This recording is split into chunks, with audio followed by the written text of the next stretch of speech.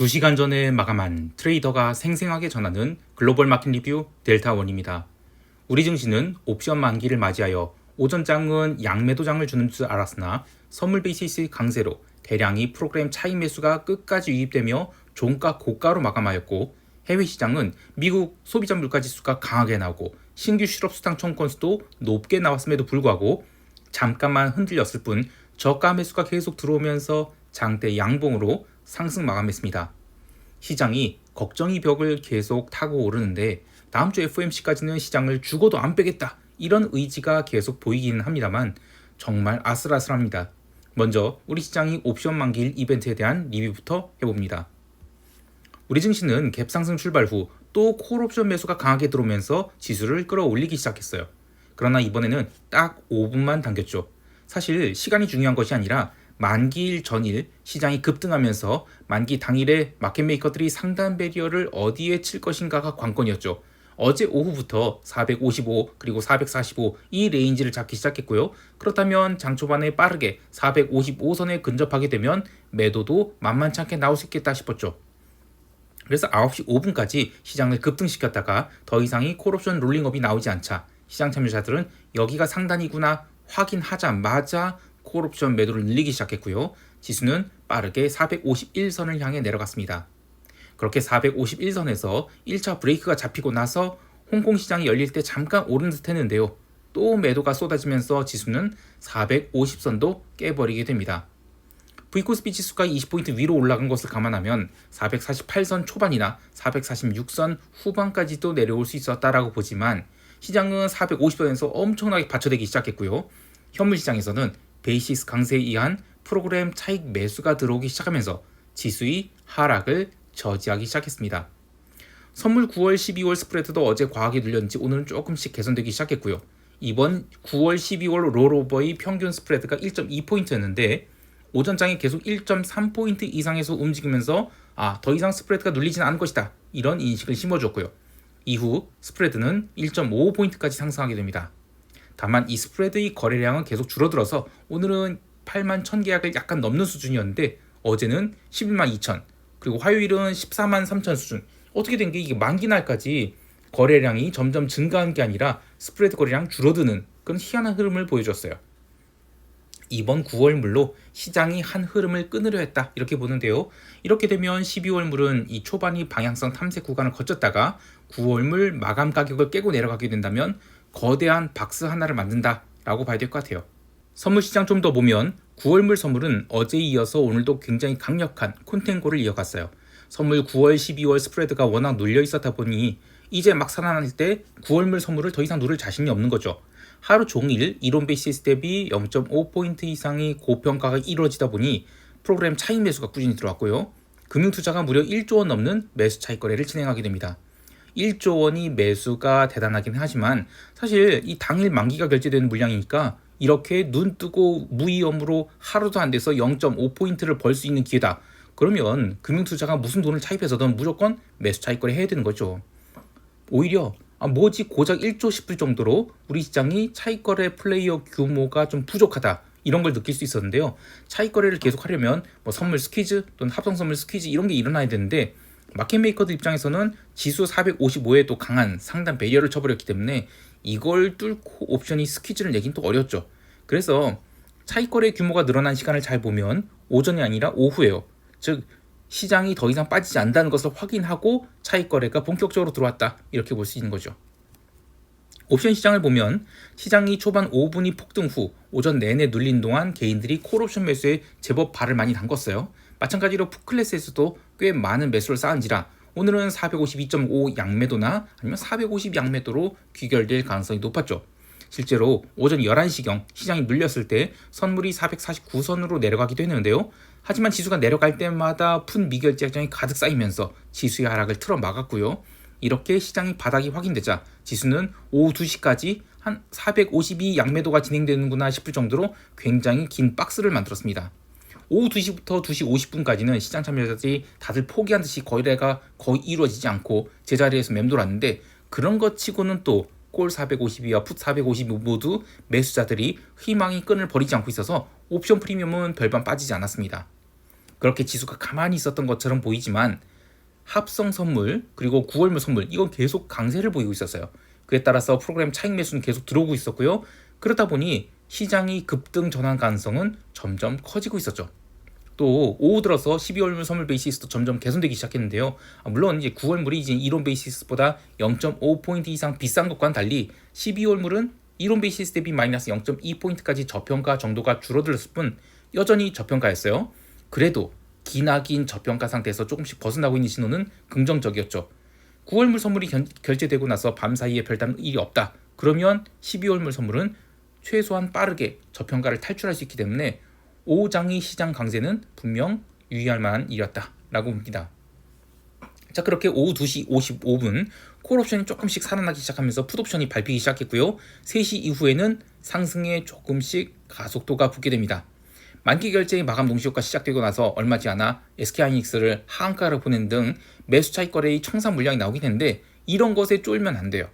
동시효가 끝나기 무렵 매수세가 꾸준히 들어오면서 452.5가 아니라 그보다 더 높은 454까지 올려놓으면서 콜옵션을 마감 결제 직전 가격보다 1포인트 가까이 당겨서 결제시켜주게 됩니다. 일중에 콜옵션 451을 0.17까지 누른 것을 마감 때 어쨌든 10배를 올려놓고 결제를 시켜줬네요. 정말 강한 것이죠. 12월물 선물은 23만 4천 계약이 미결을 갖고 근월물로 거래를 하게 되었는데요. 이는 작년 수준과 동일하지만 또 다른 애들과 비교해보면 미결제 약정이 굉장히 부족한 상태다라고 말할 수 있겠어요. 공교롭게도 작년 9월 동시만기에도 지수가 폭등했거든요. 이번도 이제 외국인들이 개인이 콜옵션 미결제 약정을 싹 뺏어서 폭등을 시키네요. 다만 작년에는 9월, 12월 선물 스프레드가 1.9포인트였는데 올해는 마감한 게 1.5포인트였죠. 그래서 스프레드는 좀 약해졌다 이렇게 볼 수 있는데 뭐 어쨌든 더 이상 의미가 없죠. 이제 만기 지났으니까요. 마지막으로 10월물 옵션 테이블을 간단히 살펴보겠습니다. 추석 연휴가 있어서 잔존일이 3주짜리 굉장히 짧은 옵션이라고 봐도 되죠. 아직 미결들이 부족하지만 콜 클래스에 대한 미결이 460선대에서 나름 대량으로 자리하고 있어요. 이 부분에 대해서 나오는 이야기가 코스피 기초자산을 한 커브드 콜 ETF 때문이다 이렇게 얘기하는데 이들 ETF의 롤링업이 나타날 경우 시장은 또 폭등할 수 있다라고 해요. 하지만 현실적으로 지수가 마냥 올라가는 것은 한계가 있다라고 보거든요.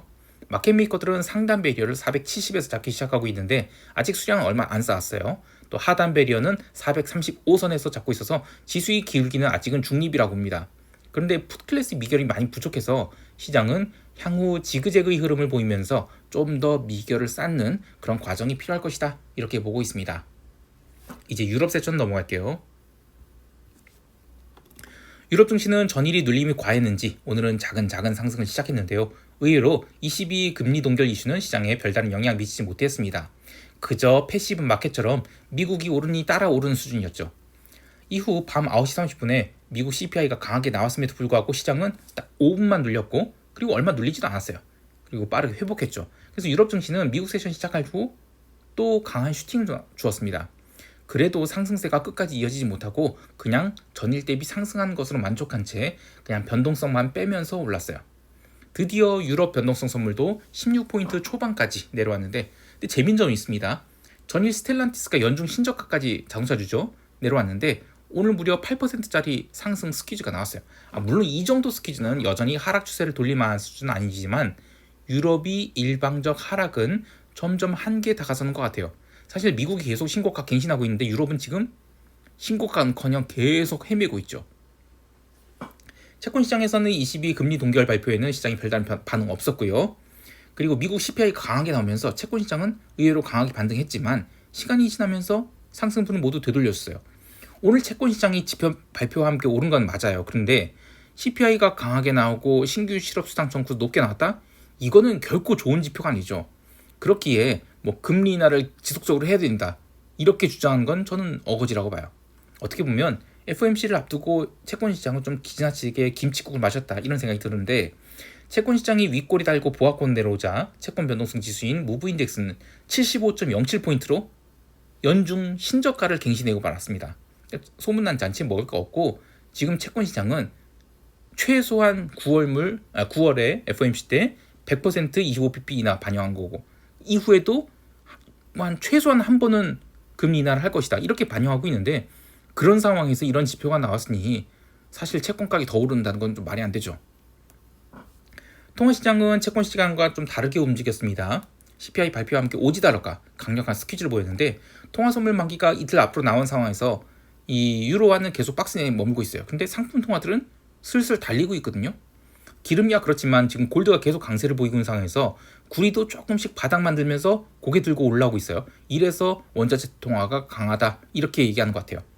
오늘 달러 인덱스가 98포인트를 넘기느냐 마느냐 굉장히 중요한 기록이 있었는데 다시 97포인트 초반까지 내려갔죠. 그래서 이번 통화 선물 만기 이후에 달러가 본격적으로 부러지러 가는 게 아닌가 이런 이야기가 있습니다. 어쨌든 FOMC 전까지는 계속해서 리스크 온이 진행되면서 시장이 그 방향성이 수렴될 것 같습니다. 상품 시장에서는 기름이 사흘간이 반등을 뒤집으면서 다시 62달러 초반까지 내려갔어요. 투자자들은 지정학적 리스크가 문제인지 아니면 공급 과잉이 진짜 문제인지 이걸 저울질을 하고 있다고 봐요. 근데 오늘 유가 하락에 기름 변동성인 OVX 인덱스는 31포인트대로 내려가 버렸거든요. 이런 것을 생각하면 급등 같은 것은 없고 계속 박스를 그리면서 레벨 다운을 할 것이다. 이게 좀 시장에 반영되어 있는 것 같아요. 한편 이 골드는 아시아 세션과 유럽 세션에서 꾸준히 눌리면서 3,650달러 선까지 내려갔는데 CPI가 강하게 나오고 나서 비달러 바스켓이 강세를 보이자 골드도 일단 3,670달러 위에서 마감하긴 했는데 골드 변동성 지수인 GVG 인덱스는 16포인트대까지 눌렸어요. 금요일에는 별다른 경제지표 발표 없죠. 그래서 현물 마감을 3,700달러 이상에서 시킬 것인가 굉장히 중요할 것 같은데 여전히 숏을 볼 이유는 없다 이렇게 보고 있습니다. 골드는 차근차근 오르면서 FOMC 전후로 정점을 찍을 것이다 이렇게 보고 있어요. 자, 이제 미국 세션 넘어갈게요. 미국 지수 선물은 전일 나스닥 중심으로 눌림이 나왔던 것을 아시아 세션에서 어느 정도 회복시키고 유럽 세션에서도 꾸준히 지수를 끌어올리며 CPI 발표 직전에는 나스닥 선물이 다시 23,950포인트까지 올라왔는데 9시 반에 CPI가 전월비 0.4% 증가로 나왔어요. 컨센서스가 0.3% 증가였거든요. 근데 0.3% 나왔다고 해도 시장이 좀 신경 쓰이는 판에 0.4%가 나왔으니 투자자들이 아마 뜨아했을 겁니다. 또 신규 수당 청구수도 26만 3천 건이 나왔어요. 이게 컨센서스가 23만 5천이었는데 굉장히 세게 나온 것이죠.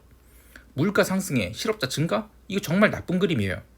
지표 발표 후 나스닥 선물은 빠르게 0.75% 하락을 했는데 호가 공백이 심하다 보니 빠르게 올라오긴 했지만 그래도 한 5분 지나니까 나스닥 선물이 다시 하락하나 보다 싶었죠.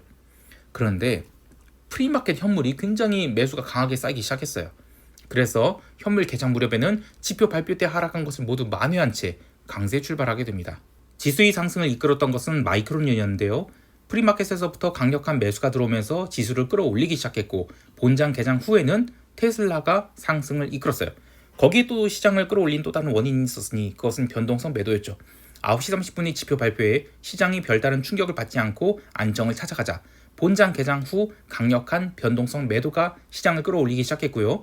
그렇게 유럽 세션 마감까지 오전장 2시간을 스트레이트로 당긴 뒤 시장은 하루 종일 박스권에 갇히게 됩니다. 오늘의 강세 흐름에 대해서 여러 가지 이야기들이 있지만 시장에 매수세가 많다는 것 외에도 러셀과 다우가 계단식으로 오른 것이 눈에 들어와요.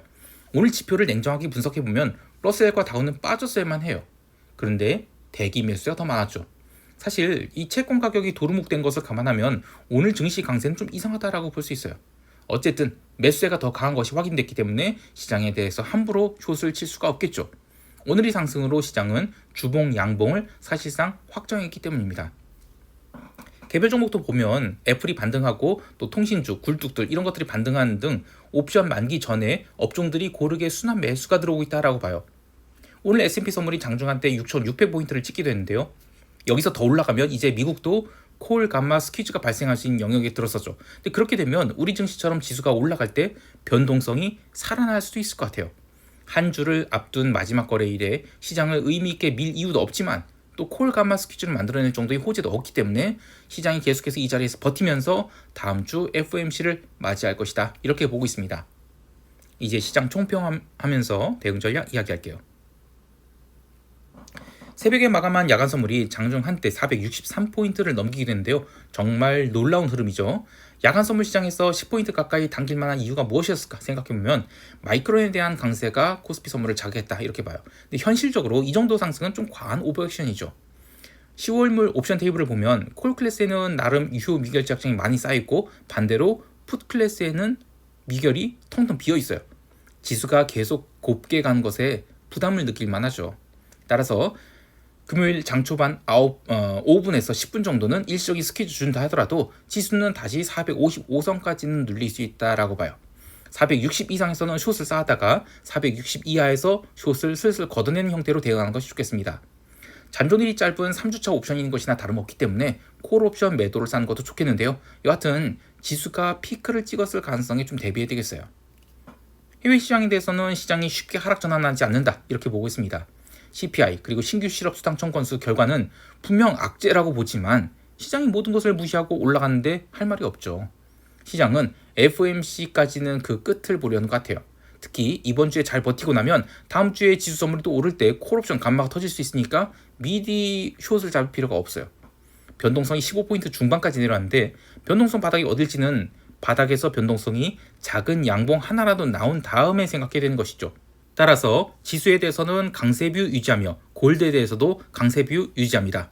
마지막으로 시황이 스크립트를 일찍 보기를 원하시는 분들은 네이버에서 델타원 글로벌 검색하셔서 델타원 글로벌 매크로 트레이딩 이 네이버 프리미엄 콘텐츠 가입하시거나 아니면 유튜브에서 멤버십을 가입하시면 한국 시간 개장 전에 텔레그램 메신저 또는 네이버 프리미엄 콘텐츠로 오늘의 시황 스크립트를 보내드립니다.